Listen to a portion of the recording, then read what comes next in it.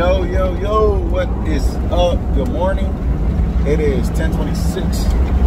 I'm on my way to work. I'm about to get on the highway. And there's an 18-wheeler. Bro, they're coming with no mercy, dog. I'm going 75, and they're right there with me. So hold on. I'll give y'all a little. Them dudes were both coming like super fast. But anyway, I want to say good morning to you guys. Did my meditation. I did my manifestation this morning. Listening to some Sade, and I feel great. The day is a little gloomy, but I feel good. So today's the last day of me being 40 years old. Tomorrow is my birthday, so I'll be 41. And I'm really thinking about just going and buying a new Corvette. I'm just kidding. But nah, seriously, man, I just want to say what's up to everyone. And I want to just talk to you about, I want to just emphasize about gratitude. Be grateful for what you have. I'm not trying to tell you not to want more or not to want better, but be grateful for what you have right now. You know, count your blessings, man. I'm telling you, like,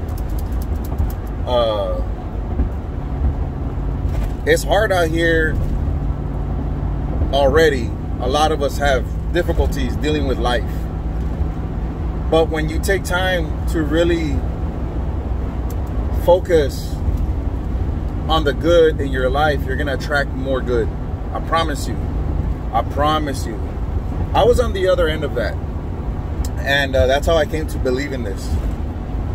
I was going through a tough time. You know, my son had got sick. You know, I lost a lot of money at my barbershop because of COVID. A lot of barbers that I invested in, and that, you know, I will look out for them. I'll give them a break on rent. One barber had an issue with her family. I gave her $500 that came out of my son's like money that we raised for cancer. And I told her, it's like, hey, this is my son's money. I'm helping you because you got kids. Never got my money. She left. She left my shop, and she worked from I don't know what time till like 11 o'clock at night, pack up all her stuff and just dipped. Never paid me my rent, never paid me my money for my son. So I felt like I took that loss. And then, you know, some other barbers that I thought that were going to be loyal to me, that I looked out for, they took off. And it's like, what people need to understand is just, it's like when you buy a house, man, your name is on the mortgage. My name's on the lease. So I can't get up and just leave whenever I feel like it. Whenever things get tough, I can't just be like, well, man, I'm packing up, I'm out. Can't do that. But that's the thing, when you're an owner, that's what comes with the territory. And that's why when barbers sign up to work at a barbershop, it's like you got to sign a contract or whatever, so you can have a clear understanding of what the expectations are. You know, what does the barber expect when he goes to work at a shop, and what does the barbershop owner expect from the barber that's renting booth? So it's like you're signing a contract to rent an apartment, right? So when you go to this apartment, you're renting the kitchen, the dining room, the living room, your bedroom, your restroom, and you pay $1,000 a month. Now, your apartment is to where you can have leisure time. You can just sleep there. You can have parties. You can have all types of stuff. The rent's not going to change. You could sleep there 10 hours a day, 3 hours a day, or no hours a day. The rent's not going to change. And when you sign up to go work at somebody's shop that's already been established, that has great atmosphere, you know what I'm saying? Great station, great chairs, big mirrors, lights, AC works. You have a restroom, break room, refrigerator, microwave, washer, dryer. I mean, all that, that's what you're renting. You're paying rent on all that. That's what comes included in your rent. So my rent at my shop for all that is $200 a week. So we're open Monday through Saturday. And occasionally, barbers cut on Sundays. But you're paying rent to work 6 days a week. So if you divide $200 by 6, you're paying rent $33 a day. That's what you're paying rent for. Now, you can make $100 a day at a barbershop, or you can make $400, $500 a day at a barbershop. And my shop is barbershop and salon. We have dual license. So if you know how to do color, if you know how to do perms, if you know how to do all the extra stuff, there's no limit to how much money you can make. So like I said, I don't care if you make $1,000 a week. I don't care if you make $5,000 a week. The rent is the same.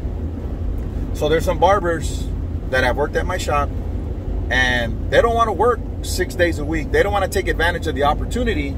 They want to take advantage of me. Let me say that one more time. A lot of barbers that work at my shop, or that have worked at my shop, don't want to take advantage of the opportunity. They want to take advantage of me. And what I mean by that is, they give me excuses.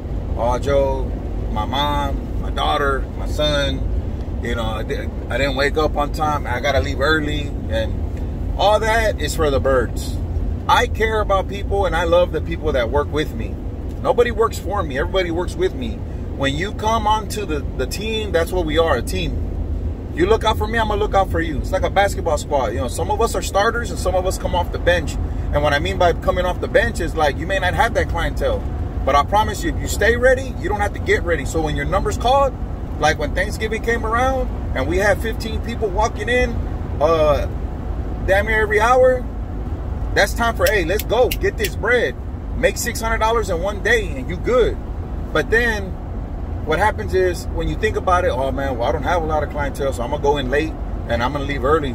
I'm gonna go, you know, hang out with my friends. I'm gonna go watch the Cowboys. I'm gonna go watch the Spurs, whatever entertainment that takes your time.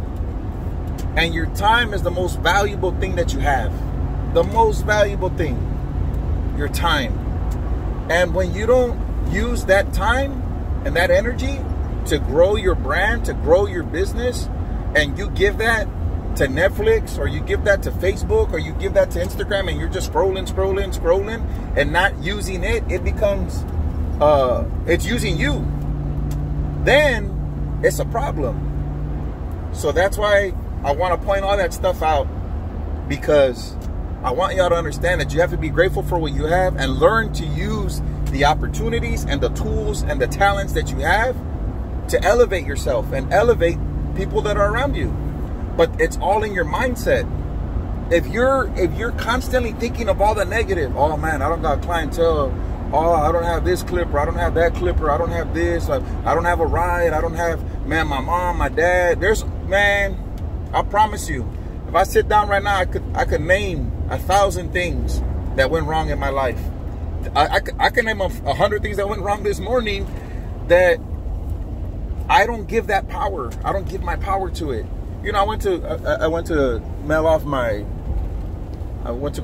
rent for the business, right? I had ran out of envelopes, and my lady told me that there was some in the. I have a folder that I carry around that has my checkbook and all my expenditures, whatever. So I believed her that there was some in there. So when I went to write out the check, there was no envelope, right? So I'm like, oh my goodness. So I had to add that onto what I had to do. So I had to go to the post office. The post office is a ways away from my house, so it takes about 20 minutes just to get there through traffic and the lights and all that, right? So I get there and I park. And I always tell myself I don't like parking too close to the front of anywhere, grocery store, wherever, because people tend to park right next to me. Now I'm in my Denali, so I don't care. I mean, I care, but it doesn't bother me if someone were to hit the door or something, because this is just my everyday get to work, drive around. I take care of it, but it's not like I'm not driving the Corvette, or I'm not driving one of the better cars. So anyways, this time I parked in the front because I was like, oh man, I need to hurry up because I got to get to work. And as soon as I park where there was nobody. And as soon as I park, there's another vehicle that parks really close to my door. And I could see that they were going to park there. As soon as I parked, they were parked behind me. And they saw me park and they like pull up right next to me. As soon as I got off, and I was like, man, I know they're going to park right next to me. So then I was like, cool, you know, it's a parking lot. That's what people are supposed to do. But that vehicle, you could tell that it was beat up. It had different colored doors, different back door. Everything was like, you could tell whoever's driving it, either they bought it like that or they just don't take care of it properly, and it's pretty banged up. So anyway, I go in, get in line, do my thing, buy 10 envelopes with stamps on them, and then I come back out and get, lo and behold, man, there's a person right in between our vehicles, and I'm just like waiting, like I'm standing there. I can't even get in my door. My door could probably, I mean, and I'm not fat or anything, but I got the, you know, a little bit of a dad bod, so I'm like, I can't squeeze like if I was a young kid through the space. And the lady's just there talking to whoever the driver is, and I'm looking at her, and I'm just like being patient. And she looks at me, and she asks the dude, "Oh, is he with you?" And the dude's like, "No." And I'm just standing there. And so the old me would have got pissed off and been like, "Yo, move," like, you know, whatever, like with an attitude, because I'm like, how are you not even being mindful or thoughtful that I'm trying to get in my vehicle? So I project those things. Before, I used to project those things, and that will get my you know, stress level up, my energy just all messed up. So anyway, I just asked, "Oh, excuse me, do you mind if I get in my vehicle?" She moved and went to the other side of the vehicle. And bro, I'm telling you, I couldn't even open, like I had to squeeze around my mirror. They parked so close to me. I'm just like, and those are the kind of things that could get you riled up and get like ruin your day. But I said, nah, man, I'm not going to give that power. So I just got in my vehicle and I'm backed up. And as soon as I'm backing up, like I'm backing up to get into another space, because I need to write out the address and everything to mail off the thing, because I'm already at the post office. I was going to drop it off in the mailbox. So as soon as I look back, there's another car like parked in a weird angle, and I couldn't even back up properly. So I'm just like, oh my goodness. So then I just moved around and I parked as far as I could in a space that no one's gonna park next to me. And then I'm just like, all right, Joe, don't entertain that stuff. You know, and even right now, we're driving 15 miles an hour and there's no school zone, nothing. And I'm pretty sure someone in this truck up ahead is an old man, and you could get riled up like, dude, I gotta get to work, it's blah blah blah. And I'm just like, all right, man, I gotta let that stuff slide and not give it any power or any energy. And that's what happens. A lot of us, we give so much of our power away. So imagine if you're a cup and you're in the morning, you wake up and you're full completely because your body's rested, say you got some good rest, and then you're pouring into all these little tequila shots, and you're just giving away your energy. And then the stuff that you do love and the stuff that you're supposed to take care of throughout your day. Yeah, there were some old people in that vehicle, and they're parked letting everybody just drive by. Oh, poor people, man. So anyway, imagine that you're pouring all your energy into all these little cups, and by the time you get to the point where you're supposed to focus on work or the things that you love, your cup's already halfway empty. And it's like, bro, you're pouring into all this stuff and you're never gonna get that back. So that's the thing that I want to point out to y'all guys. And it's like the motivation for today. I'm being real with y'all. It's like these little things. I'm not being prolific and just talking. No, bro, I'm being real with you, and I'm gonna tell you, these are the little things, the day-to-day stuff that you can look at it and be like, man, this sucks, or this and that. Those are the things that it's like you can let those things get to you, and you could give it all the energy in the world, man. But I was supposed to get all these things out of the but I'm gonna tell y'all, don't do that, man. Don't do that. Don't give away your power. Don't give away your energy. Don't give away that stuff so freely to things that are not ever going to be reciprocated back to you in a positive manner. And that's important. So have gratitude for the things that you do have and focus on the positive. No matter what your situation is, I promise you, man, all the bad stuff. I kept playing the victim at one point. Why me? You know, I'm a good person. I do this stuff for him and this stuff for that person and blah, blah, blah. Like always, like I was pointing the finger at everything wrong in my life. And why am I being chosen to go through all this stuff? Why is, like, if I had bad luck? But in reality, all I was doing was attracting more negative. So I sat down and I'm like, man, if I have the ability to attract more negative with negative, then it should work on the opposite. I should be able to attract more positive with positive. And as soon as I started thinking that way, in the mornings, I used to listen to Eric Thomas, you know, for my motivation. I used to listen to, you know, my self-development was more of that, right? To get motivated. And then I ran into this guy named Bob Proctor, and he had this video that I saw, and I just started thinking, like, along those lines, like, if you repeat things, you're going to draw that to you. And then if you meditate, and if you sit there and you write stuff down, you know, right now I'm going through a process of the 33 by 3. So I write down exactly what I want to manifest 33 times on a piece of paper for 3 days in a row.